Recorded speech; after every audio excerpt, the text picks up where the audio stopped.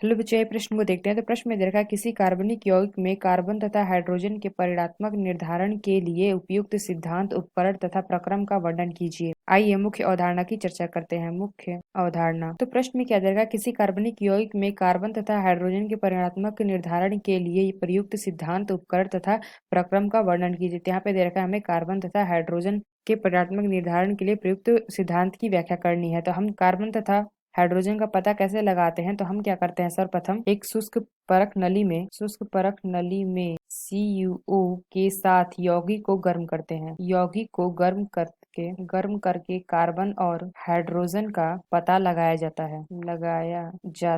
क्रमशः हमारे क्या होते हैं, जो हमारा CO2 में हो जाता है, जो हमारा कार्बन है, और हमारा जो H है, ये हमारा क्या हो जाता है, H2O में ऑक्सीकृत होते हैं। यदि CO2 चूने के पानी को दूधिया कर देता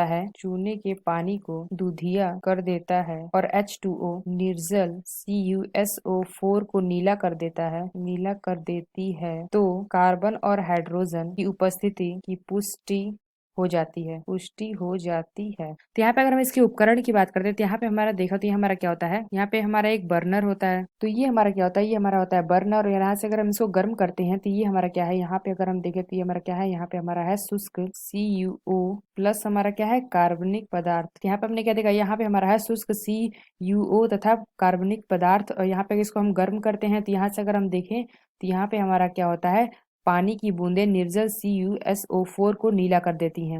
यहाँ पे हमने क्या देखा, पानी की बूंदें CuSO4 को नीला कर देती हैं। और यहाँ पे अगर हम देखें तो यहाँ पे हमारा क्या होता है, CO2 चूने के पानी को दूधिया कर देता है। तो यहाँ से हम पता कर सकते हैं कि यानी कि कार्बन और हाइड्रोजन हमारे उपस्थित हैं। तो आशा करते हैं आपको समझ में आया होगा। धन्यवाद।